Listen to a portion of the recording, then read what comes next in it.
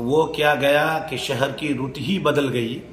वो क्या गया शहर की रुत ही बदल गई। एक शख्स ने पूरे शहर को वीरान कर गया।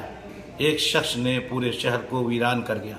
तो कल আমাদের চোপড়া এমএলএ সাহেবের যিনি পিএসও ছিলেন কনস্টেবল 169 মোহাম্মদ সুলতান হোসেন, ওনার অস্বাভাবিক একটা মৃত্যু হয়।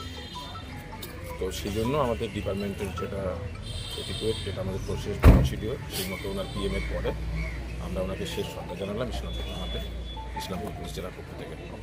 পরিবারের লোক এসেছে? হ্যাঁ, ওনার পরিবারের উপস্থিত আছেন। পরিবারের লোকের হাতে বডি হ্যান্ড ওভার করা হয়েছে। ওনার ওই বডি নিয়ে যাচ্ছেন। ওনার কীভাবে তার মৃত্যু হয়েছে কিছু জানা গেছে? হ্যাঁ, এখানে একটা ইউডি কেস অলরেডি রেজিস্টার করা হয়েছে এবং সেটা নিয়ে আমাদের ইনভেস্টিগেশন। কোনো কমপ্লেন করেছে? হ্যাঁ, এখন অবধি কোনো কমপ্লেন আমরা পাইনি। কমপ্লেন হাতে পেলে স্পেসিফিক কমপ্লেন পেলাম, স্পেসিফিক কেস রেজিস্টার। কারণ কিছু জানা গেছে না, এখন অবধি আমরা কারণ জানা যায়নি, কারণ পিএম রিপোর্ট আমরা হাতে পাইনি। তা পেলে সমস্ত কিছু ধন্যবাদ। হ্যাঁ দাদা, একটা বিষয় বলছিলাম যে এই যে চোপড়ার তৃণমূল বিধায়ক হামিদুর রহমানের যে দেহরক্ষী গতকালকে উনি মানে মারা গিয়েছেন, তো এই বিষয়টা একটু আপনার কাছে জানতে চাইছিলাম যে গোটা পুরো বিষয়টা একটু কি রয়েছে সেটা যদি একটু বলেন। দেখুন, যে সুলতান হোসেন সাহেব লাস্ট 26 বছর, যতটা আমি জানতে পেরেছি 26 বছর ধরে উনি দেহরক্ষী আমাদের মাননীয় বিধায়ক চোপড়া হামিদুর রহমান সাহেবের সাথে ছিলেন। শুধু উনি দেহরক্ষী হিসাবে না, যেহেতু ওনার জীবনের 26 বছর ওনার সাথে কেটেছেন উনি, তো উনি একটা ওই হামিদুর রহমান সাহেব বিধায়কের পরিবারের একটা সদস্যের হিসাবে উনি ছিলেন। আর সুলতান আহমদ সাহেবকে আমি না, 26 বছরে অনেক লোকের সাথে ওনার পরিচয় হয়েছে। উনি একটা খুব ভালো মানুষ ছিলেন। আর ওনার সাথে আমারও ভালো একটা সম্পর্ক, যেহেতু আমি চোপড়ার বিধায়ক হামিদুর রহমানের রিপ্রেজেন্টেটিভ হিসাবে কিছুদিন ধরে কাজ করছি, তো আমার সাথেও ওনার সম্পর্ক খুব ভালো ছিল। কিন্তু কালকে হঠাৎ করে যে এই ঘটনাটা হলো, ওনার মৃত্যু যে হয়েছে, তো ওটা শুনে আমি শুধু না, পুরো চোপড়া আর ইসলামপুরের যতগুলো লোক ওনাকে জানেন, আর ইনক্লুডিং আমাদের চোপড়ার মাননীয় বিধায়ক, উনিও খুব দুঃখিত, মর্মাহত। আর দুঃখজনক ঘটনা হয়েছে যে সাডেনলি অত বড় একটা ঘটনা হলো যে উনি আমাদের কাছে এখন নেই, আমাদের পাশে নেই। আর আমাদের বিধায়ক দলের কাজে, দলের মিটিংয়ের জন্য কলকাতায় গিয়েছেন উনি। ওনার সাথেও আমি কাল থেকেই যোগাযোগে আছি। আর তারপর যে ওনার যে মৃত্যু হয়েছে, ওই ওনার মৃত্যু নিয়ে আমি কাল থেকেই একটা জিনিস লক্ষ্য করছি, নোটিস করছি, যে এলাকায় কিছু লোক এরকম বাজে নিউজ ছাড়িয়ে দিয়েছে, যেটাতে আমরা একদম দুঃখিত যে এরকম একটা লোক যিনি 26 বছর আমাদের বিধায়কের সাথে উনি দেহরক্ষী হিসাবে পরিবারের সদস্যর মতো উনি কেটেছেন, আজ পর্যন্ত কোনো কলঙ্কারি বা কোনো বদনাম ওনার নামে বা কোনো অভিযোগ আজ তো কোনো মানুষ শুনতে পারেনি, আমরাও শুনিনি। কিন্তু কালকে উনি চলে গেছেন জীবনের শেষকালে।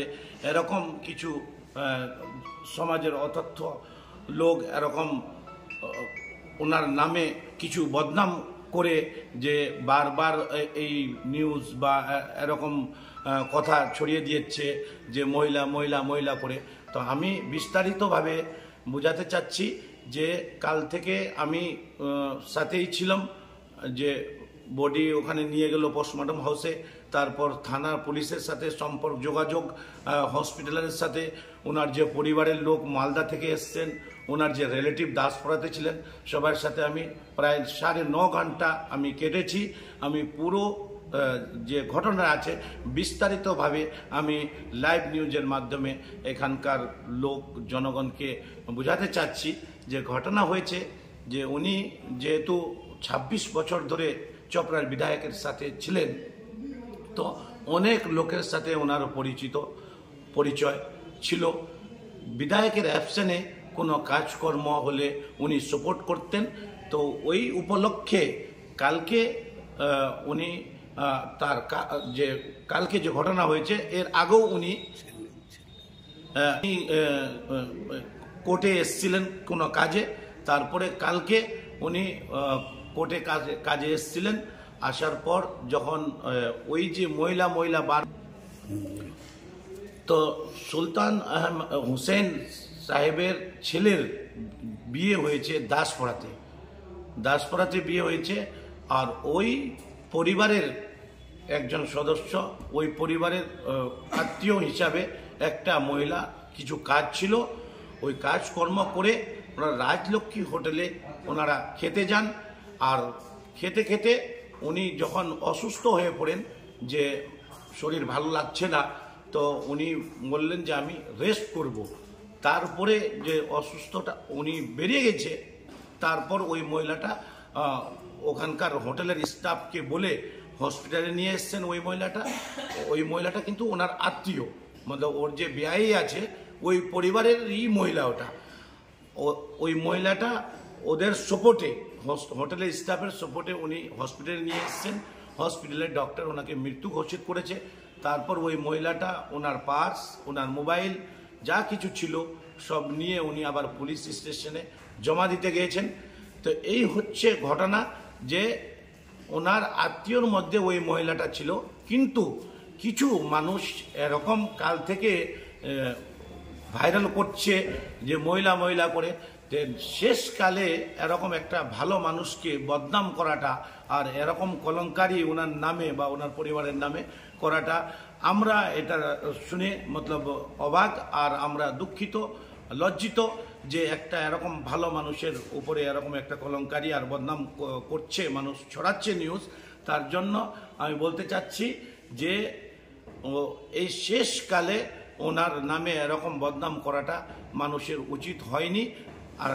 আর আমি এটাই বলবো আপনার ক্যামেরার মাধ্যমে, যে আমরা ওনার আত্মার শান্তির জন্য কামনা করি। আমি, আমাদের বিধায়ক আর আমাদের যতগুলো লোক কর্মী সমর্থক বিধায়কের আছেন, যেনারা সুলতান আহমদ সাহেবকে ভালো জানতেন, ভালোবাসতেন, সবাই আমরা ওনার জন্য, ওনার আত্মার শান্তির জন্য কামনা করব, দোয়া করব।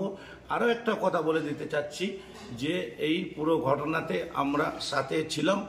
এখন এখান থেকে পোস্টমর্টম করে পোস্টমর্টমের রিপোর্টও চলে এসছে। রিপোর্টে যেটা বলা হয়েছে যে ওনার হার্ট অ্যাটাকে মৃত্যু হয়েছে। তো এটা তো এখন পরিষ্কার হয়ে গেল যে ওনার মৃত্যু কোনো এই যে সন্দেহজনকভাবে এরকম লোকগুলো বলছিল বা ছড়াচ্ছিল, এরকম কিছু না। পোস্টমর্টমের রিপোর্ট হয়েছে, পোস্টমর্টম হয়েছে। পুলিশ, ইসলামপুরের পুলিশ কাল থেকে যেটা সহযোগিতা করেছে, আমি পুলিশ ডিপার্টমেন্টে আর ইসলামপুর আইসির আমি ধন্যবাদ জানাচ্ছি যে উনি এই ঘটনাতে পুরো সহযোগিতা করেছেন। পোস্টমর্টম হয়েছে, পোস্টমর্টমের পর ওই বডি ওনাদের ফ্যামিলির হ্যান্ডওভার করে ওরা মালদা ওনার বাড়ি নিয়ে যাওয়া হয়েছে। আর